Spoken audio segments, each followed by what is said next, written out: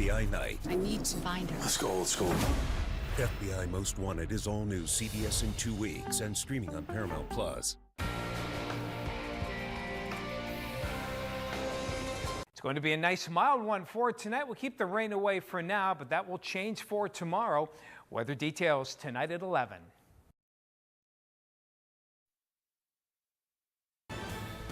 Good evening, everyone. I'm Kevin Hodge. Tonight on your WZMQ 19 News, this Halloween is expected to come along with some less than desirable weather. We hear some safety tips from the Marquette Police Department for trick-or-treating. Plus, today is World Stroke Day. We hear about one victim's story and how therapy is helping him get back to a normal way of life. And AI technology is helping give extinct animals a voice at a London museum. 19 News at 11 starts now. This is WZMQ 19 News at 11.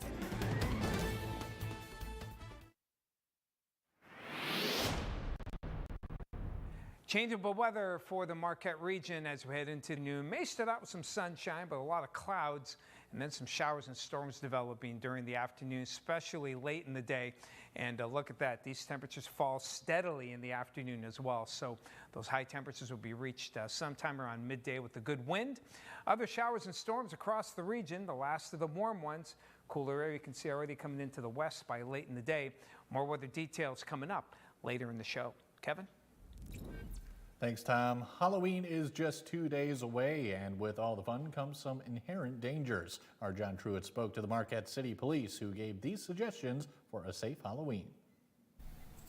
The forecast calls for rain on Halloween night, and with it getting darker earlier, the combination makes visibility an issue for trick-or-treaters and drivers out on the roads. Marquette School's resource officer Jeff Zarni says common sense safety precautions should never be overlooked.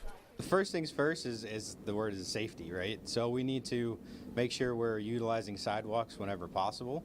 Make sure that for the younger ones we are with adults. For the older ones that are maybe out, by themselves or away from their parents, make sure they're together. Officer Zarni stresses the importance of being seen, especially on a rainy night.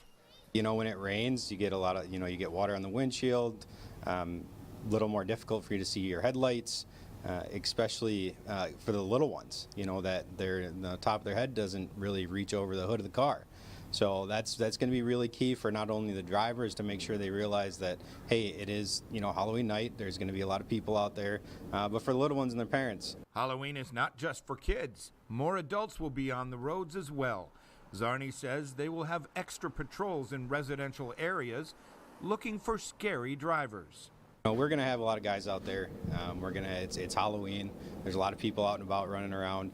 Even choosing your child's costume can affect safety. Face paint tends to gather a little more noticeability. As far as like jackets and coats, I know it's going to rain. So if you can just get something maybe bright, reflective, something that would really grab your eye, then it'll probably grab a driver's eye. For a list of other communities' trick-or-treat schedules, please visit our website, WZMQ19.com. In Marquette, John Truitt, WZMQ 19 News. Today, students from the Delta Schoolcraft Intermediate School District broke ground on a new project to increase housing in the community. Students will be constructing a 1,600 square foot house on Willow Creek Road in Escanaba. It's the first of several to be built in partnership with Invest UP, who provided $200,000 through its Build UP program to fund the project. Students say they're getting valuable hands-on experience in a trade and helping families find affordable housing in Delta County. It feels good to give back to the community, just help people that are in need of stuff. It's just a great thing to do. You can put your name on that you helped build that house, and it's kind of a big motivation to come together with your friends and actually accomplish something pretty great. Students will begin construction in the spring, and the house should be completed in May of 2026. Today is World Stroke Day, raising awareness about the symptoms of stroke and supporting survivors. There are an estimated 17 million strokes worldwide each year, according to the American Stroke Association. Michael George has one survivor's story about how therapies are helping him gain more independence. Go for this one. It's been nearly 6 months since Walter Neff had a stroke significantly impacting his right side. This place has helped me tremendously. Oh, amazing. When I came here, I could barely talk. You couldn't sit up. The 79-year-old receives intensive speech, occupational, and physical therapy at Phelps Hospital in Sleepy Hollow, New York. It is exhausting. I'm thinking I can do more than this.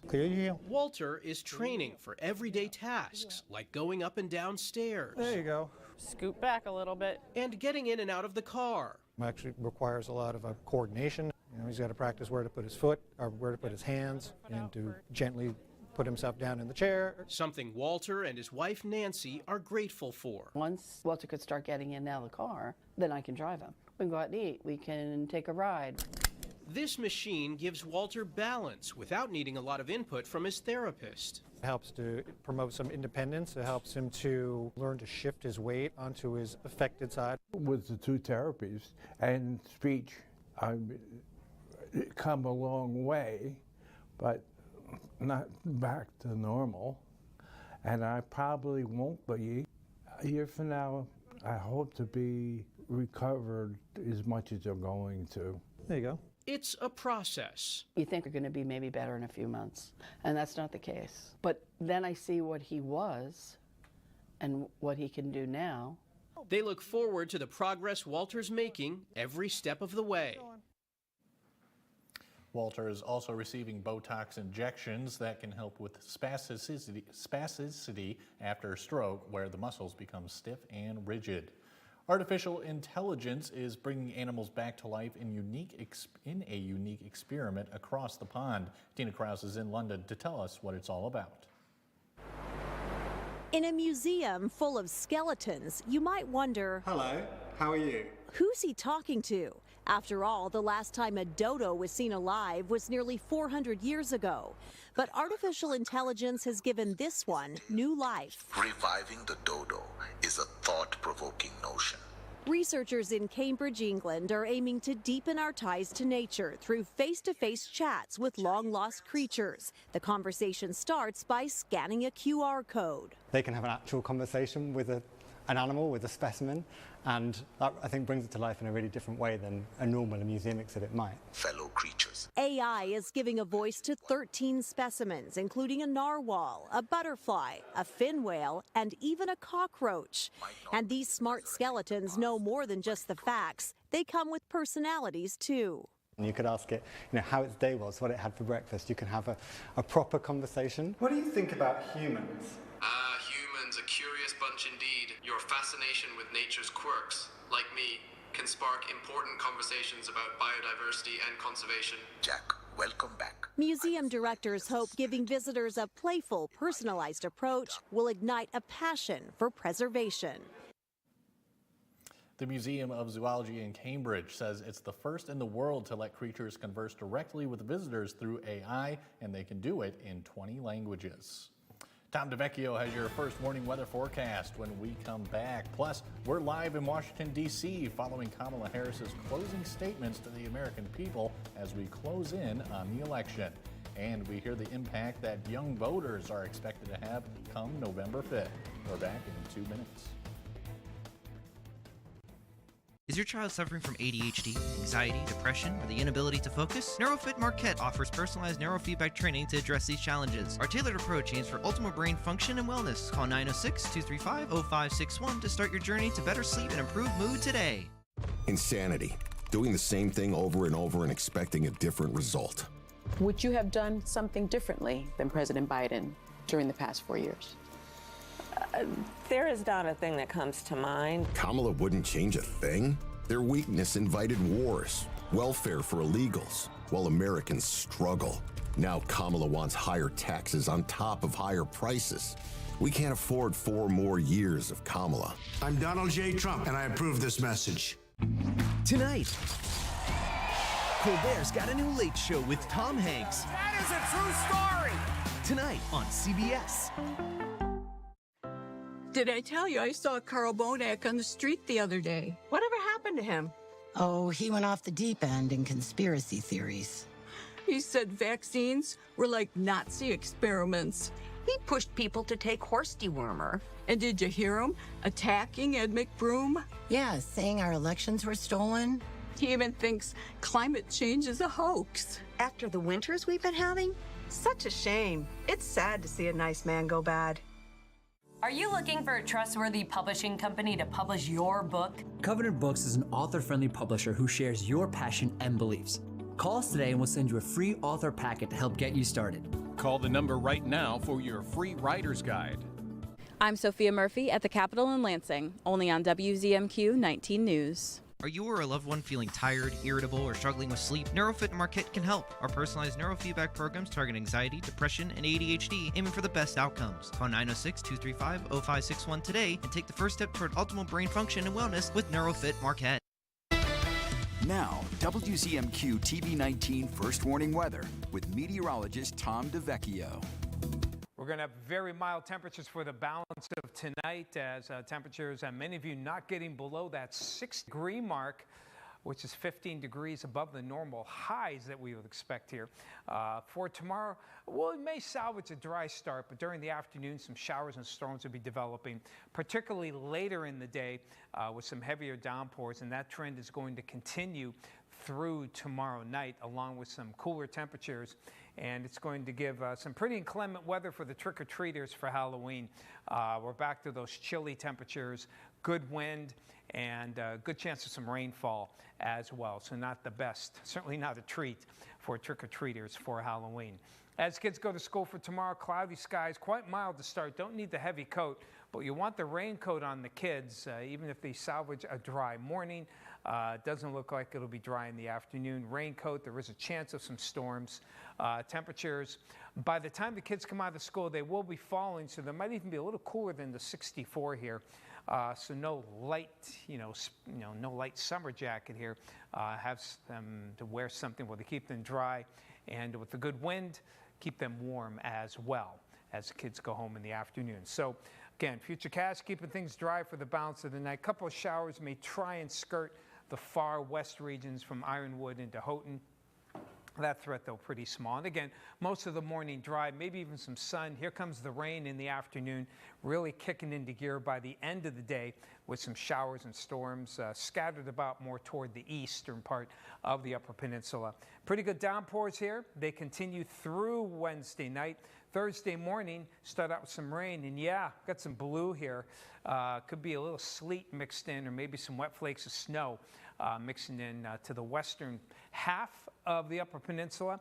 That's going to slide across the area and affect the region right on through Halloween night, giving us a good chance of some rainfall for the trick-or-treaters.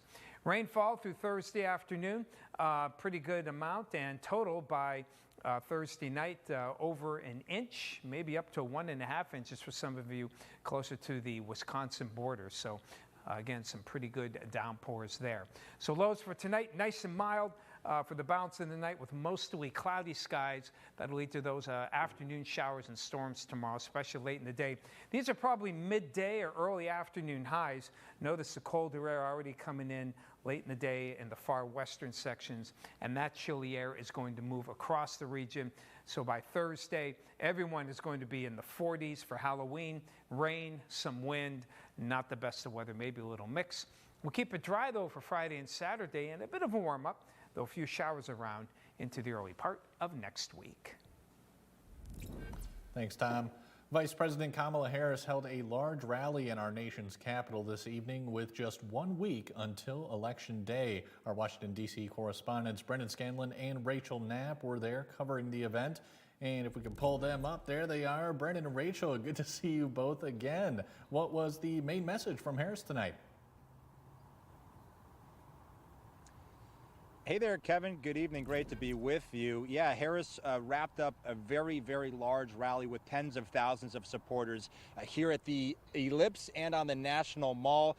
again, delivering sort of her so-called closing arguments to the American public as to why she should be the next president of the United States. Now, as expected, Harris focused on really contrasting herself with former President Donald Trump, saying that we need to focus on the future and not so much reliving the past, saying things like that she really would pledge to seek common ground and find common sense solutions if elected the next president. Rachel, it really kind of seemed like Harris's messaging tonight was sort of geared at making this upcoming election really a referendum on the Trump era as well. Oh, that's right. But also another big message tonight was about unity, because I think we can all kind of share the same feelings that sometimes, it feels a little bit more divided among, friends, family, things like that. And it's all over politics. And she really kind of, her message, one of her other messages tonight was just that we have more in common than we do, than we do not. So really that's another message that she said.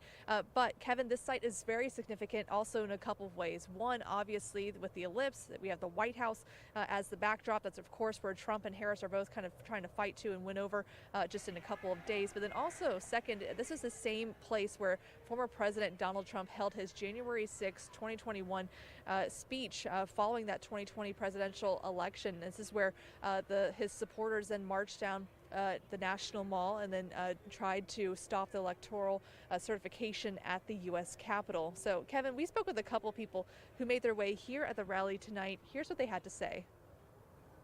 I believe that we need a change, and she's right now the only candidate that I believe can make a change to the country.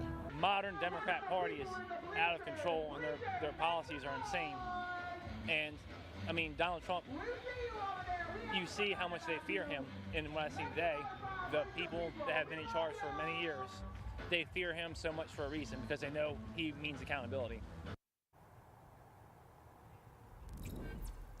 Yes. Speaking of the former president, he made his way to Allentown, Pennsylvania tonight, where he was also trying to reach out to some of those voters out there, talking on issues like immigration over in Battleground, Pennsylvania. Absolutely. And Kevin, we will be headed to Battleground, Pennsylvania tomorrow to hear directly from Republican vice presidential candidate J.D. Vance. He will be campaigning there in Bedford, Pennsylvania, and we will have the latest on his campaign stop there coming up tomorrow evening on WZMQ 19 News. But for now, reporting live on the National Mall for WZMQ 19 News, I'm Brendan Scanlon. And I'm Rachel Knapp. Kevin, back to you.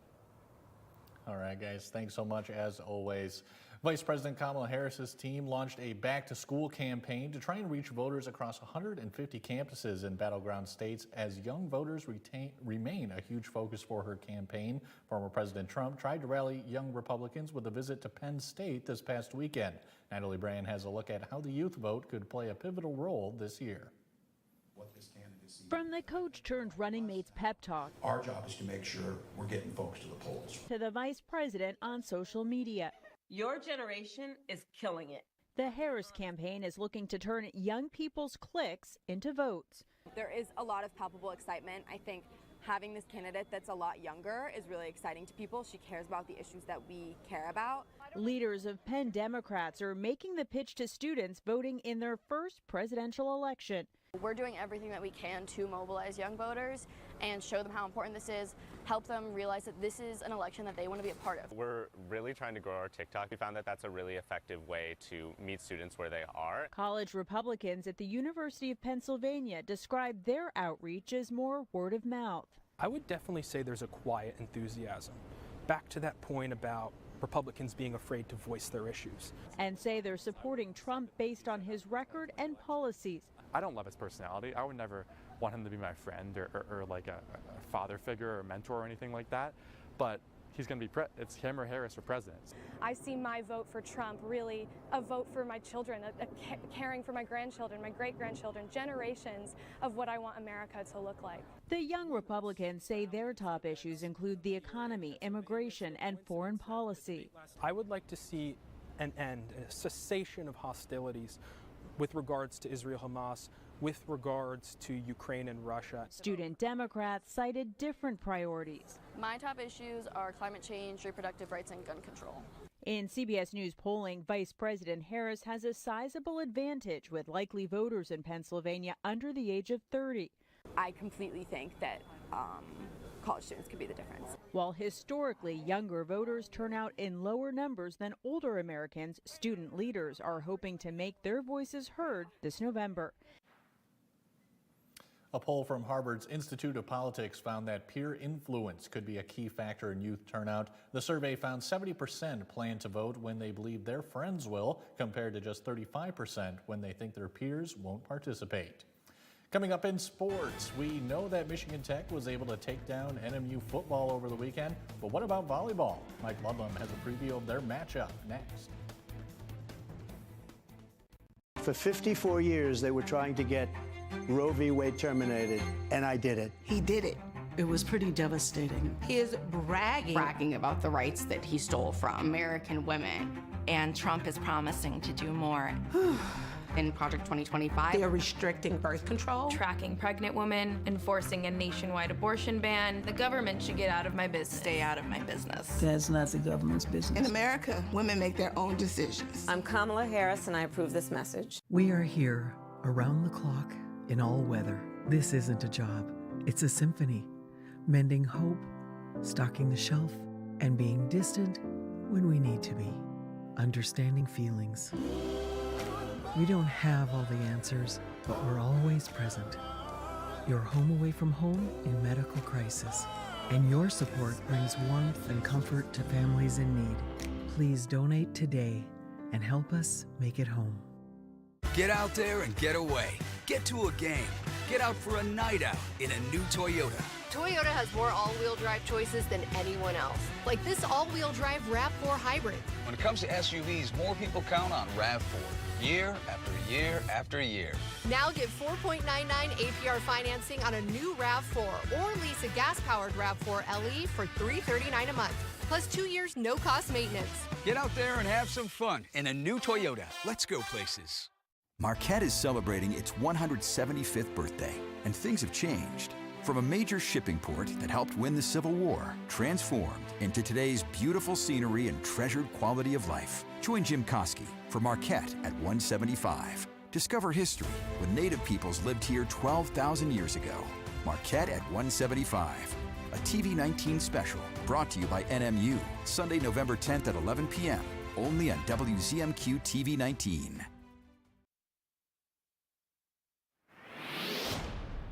Good evening, everyone. The Michigan Tech and Northern Michigan volleyball teams will try to bounce back against each other tomorrow night in Houghton.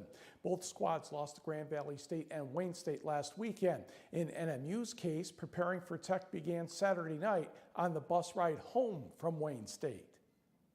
With every single player on the team on the bus ride back. So I sat with every single player and prompted them with a couple of questions before they met with me. But it was like 3.5 hours of meetings that I had on that bus ride to try to get an understanding of what just happened. I think we, unlocked some things, but again, all those meetings were talking. So what are we doing to apply the changes? And so practice, was a good practice yesterday, and we have another practice today where we hope to get better, and quick turnaround tomorrow. We just got to be a little thicker skinned in how the teams battle back and forth with us. If you're going to have a abnormal week, this is the one you want. 3 home matches against teams that are going to be exciting and have an exciting match. I think all things go out the window with this Wednesday match against Northern. I think that it's always going to be a battle regardless of circumstances. Tomorrow's match begins at 6 o'clock. The Huskies and Wildcats also have home matches on Friday and Saturday. Saturday's contests will be senior day for both schools. Tech's match with Purdue Northwest starts at 3 o'clock. Northern's pairing with Wisconsin Parkside begins at 4 p.m. Meanwhile, volleyball districts begin next Monday in the high school ranks. Escanaba is in Division II, Marquette in Division I. The Eskimos and Sentinels wrapped up their regular seasons tonight in Marquette.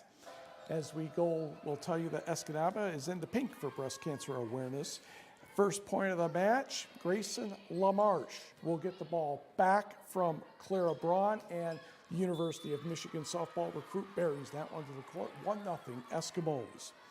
Next for the what usually would be orange and black, Harley Kuhlman, Clara Braun, Lily Nelson gets a swing. That one's not coming back either.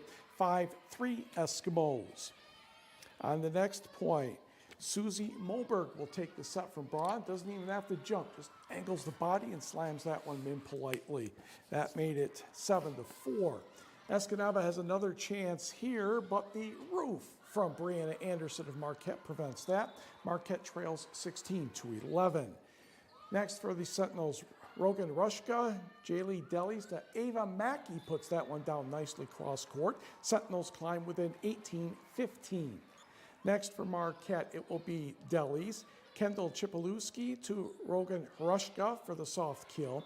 Escanaba still up by 7. They won the first set 25-17. However, we did not get a report on who won the match. Logic would say it'd be Escanaba, but logic doesn't always work, so no score for that one.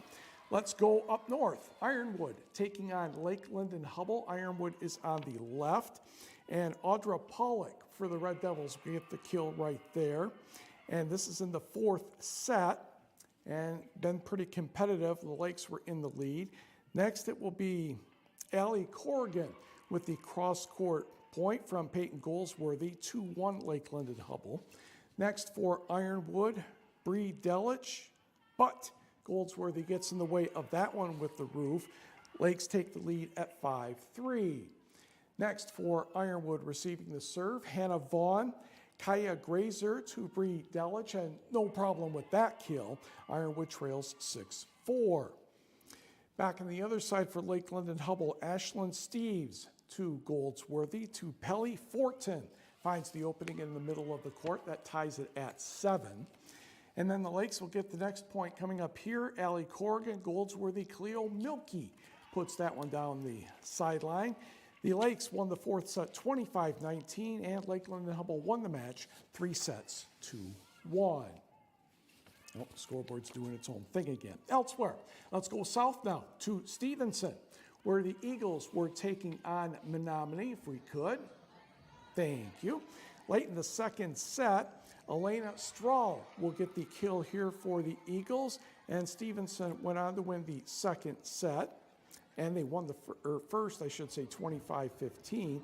Second set's not done yet, excuse me. It's Alexa Axtell with the service ace. Menominee now leads by 1 at 25-24. Then the Eagles run a play for Elena Strahl, but Addie Johnson politely interferes, and the net helps her a little bit. Menominee wins the second set, 26-24. Match even at 1 set apiece. To the third, Ava Schultz will get the put away here. Coming up for Stevenson, there's the set, and that one is down and gone. That made it 24-12. Cassie Engel will get the next point for Stevenson, and they go on to win the match 3-1, 25-9 in the fourth set, 3-1 overall. Stevenson visits Norway in a district opener on Monday. To the scoreboard. Calumet over Hancock 3-0. Dollar Bay downs Bessemer 3-1. Kira Isaacson 12 kills, 12 assists, 14 digs. It is Wakefield Marinesco downing Chassell 3-0. Same for Kearney Nato over North Central. Houghton 3, West Iron County 1, North Dickinson 3, Bark River Harris 2. Iron Mountain takes 3 from Westwood, Ishpeming 3 from Gwynn, and Negaunee over Gladstone 3-0. And come back to me. Just come back to me. Just come back to me. World Series, top of the ninth inning. Yankees lead 11-4 over the Dodgers. Dodgers at the moment still lead that series 3-0, and we will be right back. 19 News is brought to you by Kirkish Furniture. Here's your WZMQ CBS This Is Home Community Calendar.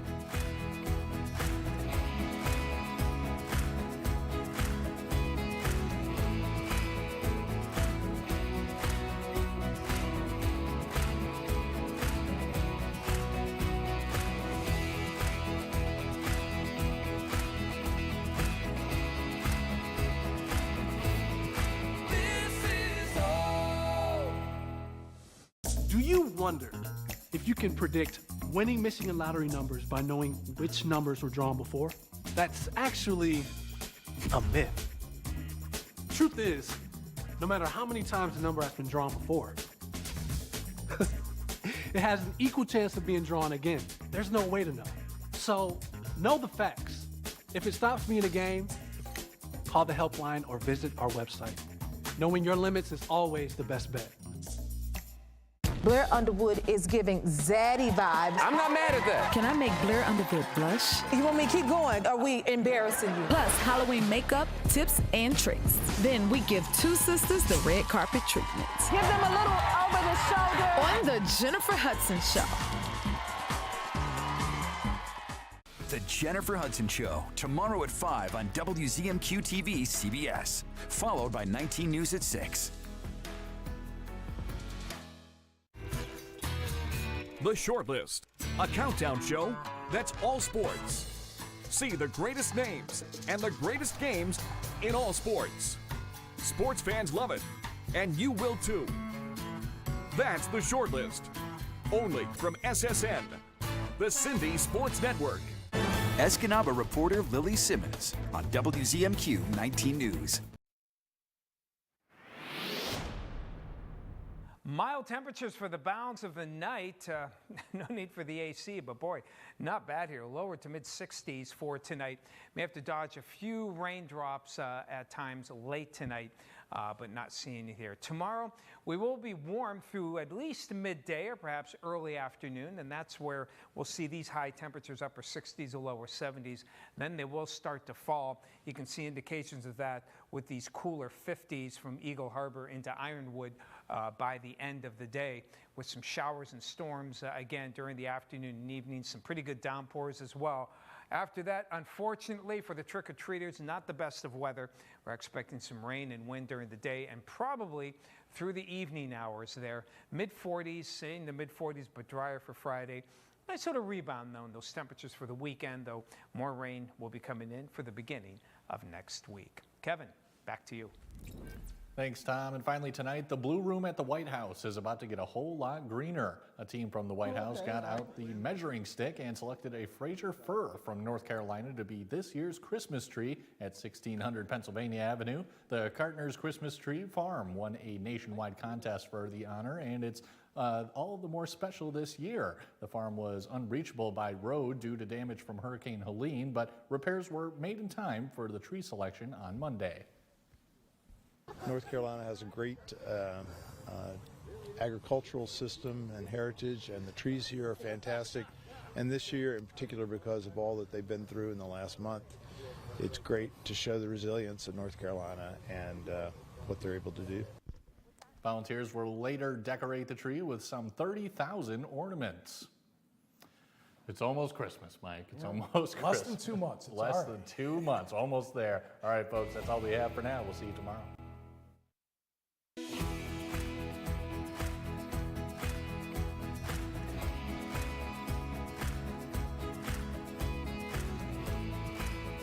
Looking for your next level in real estate? Look no further than Next Home Superior Living. Stephanie's not just any realtor. She's energetic, talented, equipped with the latest technology, and decades of experience to serve you better. At Next Home Superior Living, we're not just selling homes.